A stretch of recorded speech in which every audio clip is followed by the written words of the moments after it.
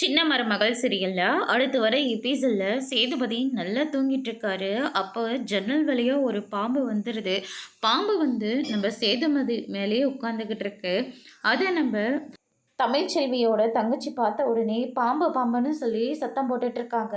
இது தமிழ் பார்த்த உடனே பயங்கரமா ஷாக் ஆகுறாங்க. சேதுபதி இருந்துட்டு பாம்பா அப்படின்னு சொல்லிட்டு அவர் அதுக்கு மேலே ஷாக் ஆகுறாரு.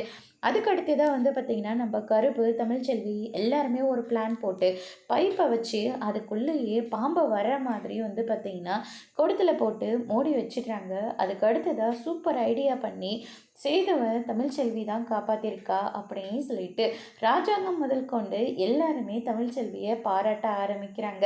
அதுக்கடுத்து தான் நம்ம சேதுவை வீட்டுக்கு கூட்டிகிட்டு வந்து தமிழ்ச்செல்வி வேறு முழுகாமல் இருக்குது. இந்த மாதிரி நேரத்தில் அந்த வீட்டில் பாம்பெல்லாம் வேறு வந்துக்கிட்டு இருக்கு.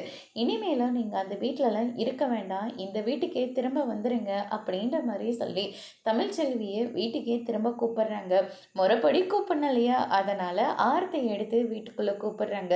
தமிழ்ச்செல்வி இருந்துட்டு சேதுபதி கிட்ட போயிட்டு, என்ன பாசம்லாம் ரொம்ப பொங்குது போல இருக்கு, பொங்கல் வரப்போதில்ல, அதனால தான் பாசமும் பொங்கிட்டுருக்கு அப்படின்னு சொல்லிட்டு சேது ஒரு பக்கம் சொல்லிடுறாங்க. தமிழ்ச்செல்வி ரொம்ப நாள் கழித்து வீட்டுக்குள்ளே போகிறோம் அப்படின்னு சொல்லிட்டு ரொம்பவே சந்தோஷத்தோட வலது கால் எடுத்து வச்சு உள்ளே போகிறாங்க. அதோட இன்னைக்கான பிரம்ம முடிச்சிருக்காங்க.